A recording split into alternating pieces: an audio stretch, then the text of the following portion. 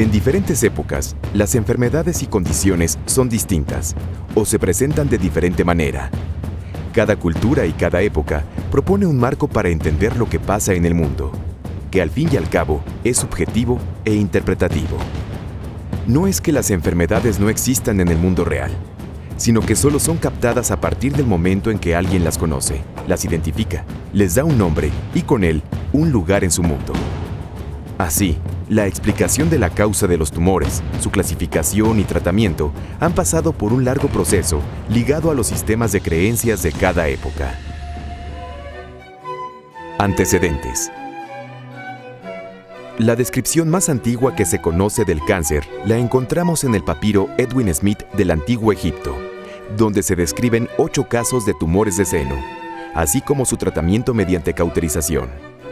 Hipócrates usó los términos carcinos y carcinoma para describir algunos tumores por su semejanza con la carne de cangrejo, y el médico romano Celso lo tradujo como cáncer, cangrejo en latín. Galeno usó la palabra oncos, aumento de volumen en griego, para connotar tumores, describiendo muchos tipos de ellos, aunque continuó hablando de cáncer para los tumores malignos que crecen con ramificaciones y su textura se asemeja a la carne de cangrejo. El cáncer en la cultura náhuatl. Sabemos de la existencia y reconocimiento de tumores en el mundo prehispánico por los hallazgos efectuados en restos humanos, la existencia de vocablos que expresan su conocimiento al respecto y los criterios clasificatorios propios, no faltando las recetas ni las recomendaciones terapéuticas. En ninguno de los textos de Fray Bernardino de Sahagún referentes a la medicina prehispánica se habla de tumores que pudieran ser malignos.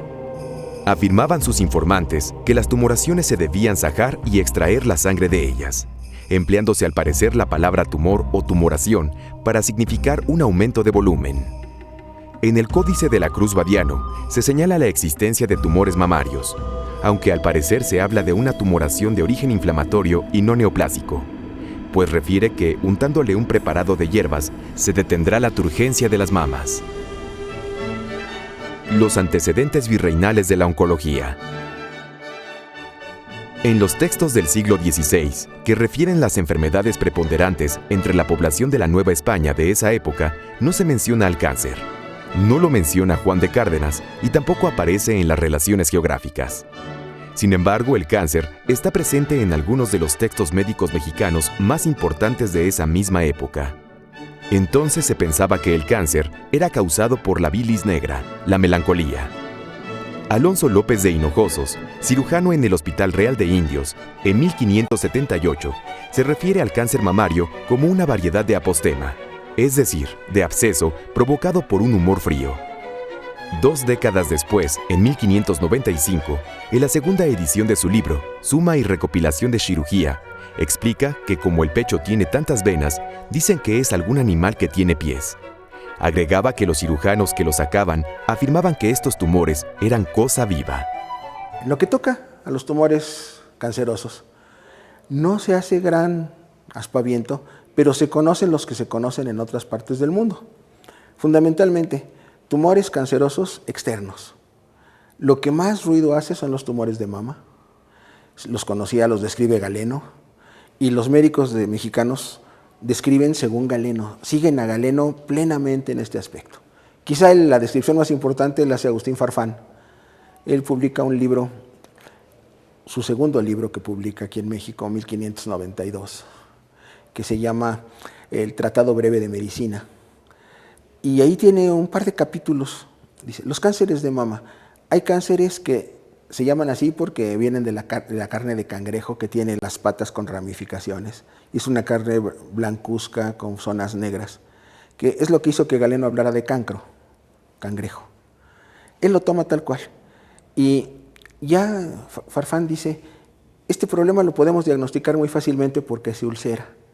Se da por bilis negra que se mete en la mama de las mujeres, se expande como cangrejo, y luego toma toda la mama y la hace cáncer. Ya en el siglo XVIII, Juan Manuel Venegas mantenía la vieja denominación de cancro, teniendo como sinónimo zaratán, y lo definió como un sarcoma o cirro, es decir, como una tumoración de carne o de tejidos endurecidos y fibrosos con crecimiento exagerado.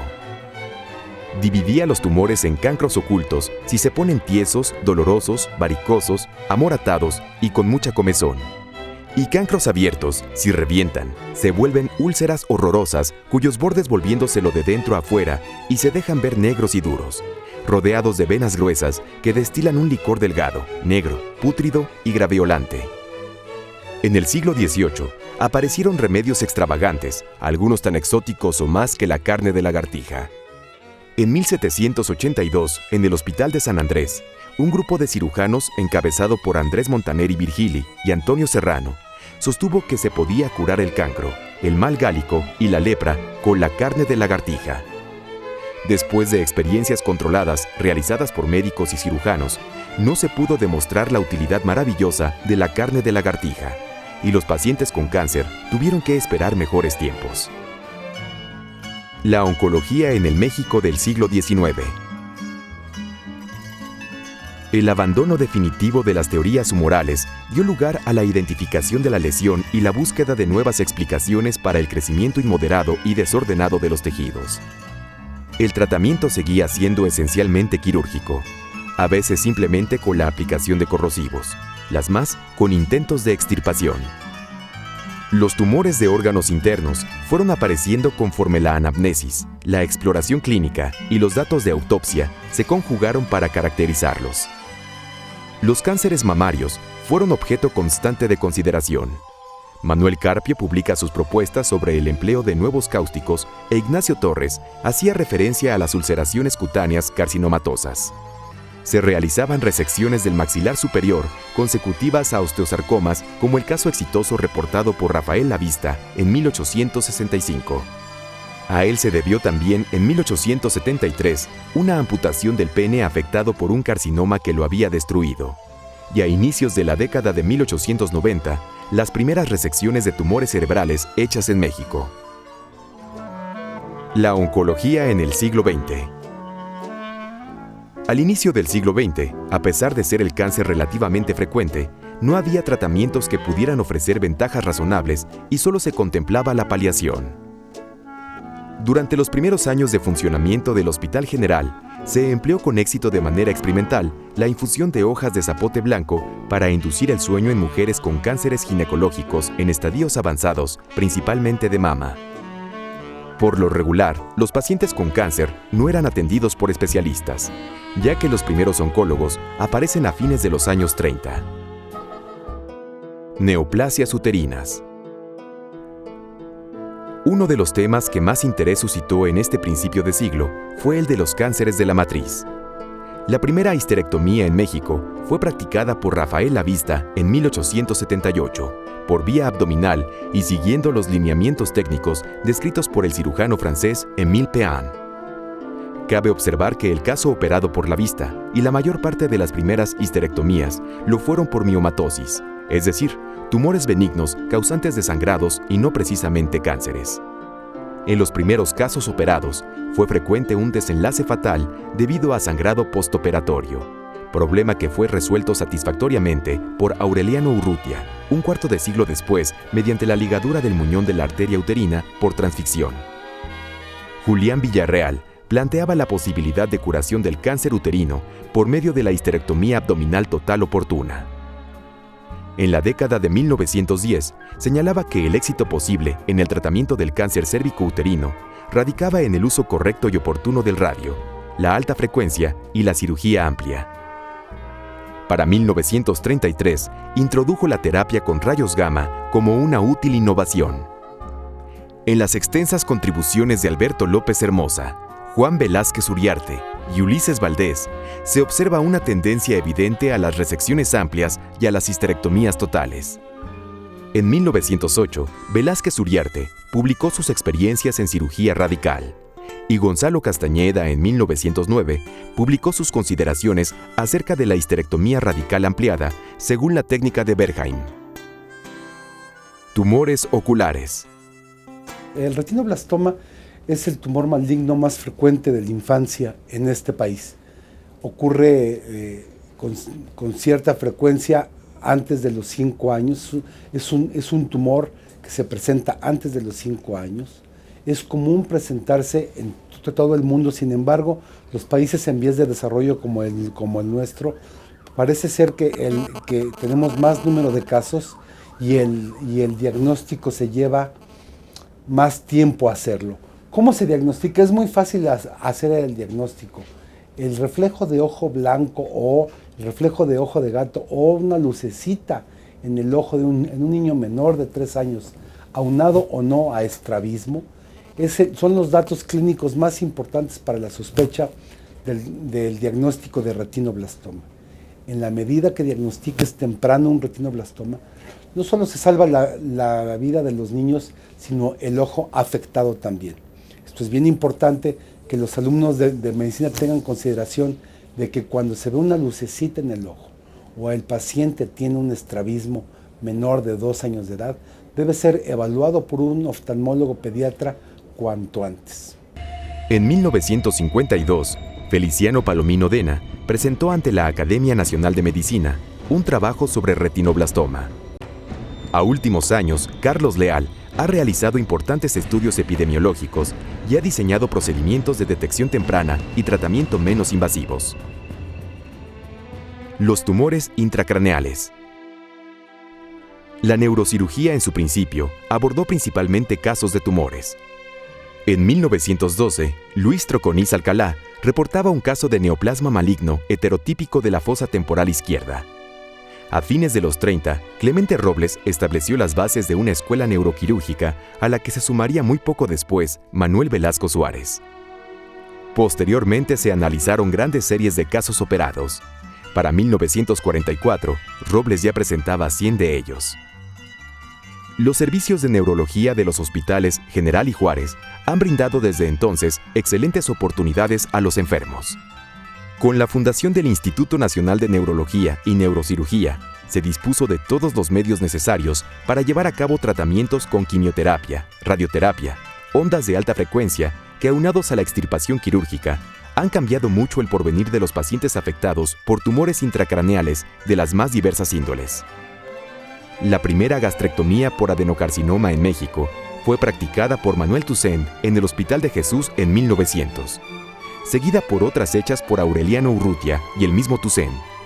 Julián Villarreal también realizó resecciones gastropilóricas. Por otra parte, Carlos Coqui destacó en el diagnóstico de los cánceres del colon, dando así pie a la realización de un buen número de resecciones abdominoperineales. La introducción de la práctica sistemática de las gastroscopías por Abraham Ayala González fue otro de los elementos que facilitaron mucho las posibilidades y certeza de los diagnósticos, e hicieron que cada vez se pusiera más énfasis en la necesidad de un diagnóstico precoz. Fue asimismo en el pabellón 24 del Hospital General que se inició el abordaje quirúrgico de los cánceres esofágicos a mediados del siglo. Hasta fines de los 60 aparecieron las sustituciones del esófago con colon y con tubos formados con la curvatura mayor del estómago. El cáncer de laringe fue otra entidad reconocida tempranamente. Para su atención, se contaba con las técnicas perfectamente descritas por Billroth. Llama la atención que el primer caso reportado en México lo fue hasta 1931 por Julián Villarreal. Hoy en día, es esta una intervención practicada con maestría en todas las instituciones mexicanas que manejan pacientes oncológicos. Las leucemias. En 1923, los doctores Ignacio González Guzmán y Eliseo Ramírez reportaron por primera vez en México un caso de leucemia. Entonces se decía que un agente infeccioso muy probablemente pudiera ser la causa de las leucemias agudas. Opinión reforzada por Hircano Ayuso, microbiólogo, al expresar la posible existencia de virus de los neoplasmas demostrable a través de ultravirófagos. En la época del doctor Francisco Millán, fue cuando se introdujo las primeras dosis de radium. Eliseo Ramírez, también el doctor. Y aparentemente un político tenía un cáncer en el área de cabeza y cuello y se requería de un tratamiento con radiaciones. Y fue traído, y ese fue el motivo por el cual se creó un departamento, ahora sí que de radioterapia. Pero posteriormente, en los años 50, el doctor José Noriega Limón, hubo aquí en México un congreso internacional sobre radiología, radioterapia, oncología, y una compañía canadiense, en su stand que tenían ahí de promocionar equipos, tenían una bomba de cobalto, que es la que tenemos aquí como un monumento nosotros en el lobby de nuestro instituto. Y una vez que terminó ese congreso, pues el doctor Noriega Limón interesó mucho a las autoridades de salud para que se quedara en México esa bomba de cobalto. Entonces fue la primera bomba de cobalto, pero eso ya fue en los años 50, por el doctor José Noriega Limón, y que perteneció precisamente al Instituto Nacional de Cancerología. Nace la especialidad, el pabellón oncológico del Hospital General. En 1937 se funda en el Hospital General el primer servicio especializado de oncología en el país, bajo la dirección y merced al impulso de Ignacio Millán. Los fondos para comprar un aparato para radioterapia por emanación, que era carísimo, se consiguieron en parte gracias al donativo de un influyente general admirado por la forma rápida y eficiente con la que el doctor Millán diagnosticó un cáncer de próstata. En 1942 se incorpora como subjefe el doctor Guillermo Montaño y publica en 1945 estudios acerca de los tumores mediastinales, al igual que lo hace Leónides Guadarrama en 1946 sobre el diagnóstico diferencial de la úlcera péptica crónica y el cáncer asociado a ella. En el Instituto Nacional de Cancerología, Conrado Zuckerman impulsó la creación de las campañas nacionales contra el cáncer que tanto impacto han tenido, y apoyó la creación del Instituto Nacional de Cancerología. Las condiciones que había alcanzado la oncología como especialidad en México y el número de pacientes que sufrían de enfermedades neoplásicas exigían otro tipo de soluciones. En 1946 se funda el Instituto Nacional de Cancerología en una casa de la colonia Santa María. Más tarde se pasó a la calle de Niños Héroes, en donde se desarrollaría plenamente hasta su traslado en 1980 al edificio de la zona de hospitales de Tlalpan. El INCAN ha sido fuente de atención directa a muchos miles de pacientes y ha dado origen y apoyo a los centros estatales de cancerología, el primero de los cuales fue instalado en Acapulco, Guerrero, en 1993, seguido por el de Culiacán y el de Colima. Para 2010, existen centros oncológicos, además de los 3 citados, en más de 20 ciudades del país. Estos centros son sedes permanentes para las campañas para la detección temprana del cáncer y la atención especializada a los pacientes afectados por neoplasias malignas, que son cada vez más numerosos debido a la transición epidemiológica. Nos dimos cuenta cuando yo era director de que el número de enfermos que venían al instituto ya estaba saturado, como está ahora, que usted lo nota. Y entonces en ese tiempo vimos que hicimos un análisis y encontramos una cosa muy interesante, que de los enfermos que venían aquí al instituto, el 42% venía del Estado de México, un 20% del Estado de Guerrero y los otros un 3% de Chiapas y de otros estados. Esto no era posible, digo. Entonces se propuso en esa época al doctor Jesús Cumates, secretario de Salud, y después al presidente Carlos Salinas de Gortari en esa época, de la idea de descentralizar los servicios como única manera de que los enfermos recibieran tratamiento cerca del lugar de origen. Se aprobó esa idea y empezaron los primeros 8 centros, que ahorita ya son más de 40. En el Hospital General, a mediados de los 60, la unidad de oncología contaba ya con un incipiente departamento de terapia oncológica. 2 cubículos del pabellón 13 fueron su primer albergue, que en 1964 se cambiaría por un nuevo edificio y una unidad de hematología manejada por Romeo González C. A principios de los 70, se instaló en el hospital el Centro Regional Secundario Estándar de Calibración y Dosimetría para Radiaciones Ionizantes. Se puso en activo el primer tomógrafo computarizado existente en un servicio de asistencia pública en el país. Y se inició la impartición de cursos anuales internacionales de actualización en oncología. Un evento fundamental fue la introducción de medicamentos llamados genéricamente citotóxicos, que actúan en la reproducción celular y afectan particularmente a las células de crecimiento más rápido, como lo son las células tumorales. Empezamos nosotros precisamente con la Escuela de Oncología Médica a interesar a los médicos jóvenes. Y hubo más de uno que ya no querían hacer radioterapia, querían dedicarse más a la oncología. Y yo tuve muchos problemas, ¿no?, para crear una escuela de ese tipo y sobre todo que fuera reconocida por la institución y por la universidad. Sin embargo, pues pasaron algunos años y el incremento de nuevos medicamentos, el mayor conocimiento de los efectos secundarios y del mecanismo de acción de estos drogas que les llamamos nosotros, vino a hacer un cambio muy importante. En aquellos años la quimioterapia era reconocida más por sus efectos secundarios que por sus beneficios. Pero con el tiempo fuimos demostrando que pacientes con coriocarcinoma uterino con enfermedad avanzada se curaban con quimioterapia. Posteriormente vinieron los linfomas, la enfermedad de Hodgkin, que también se cura con la quimioterapia. Y bueno, no decir de cáncer de mama actualmente o de cáncer de testículo que se curan con tratamientos sistémicos y que la cirugía y la radioterapia son tratamientos, ahora sí que adyuvantes, son tratamientos que se utilizan después de un tratamiento con medicamentos.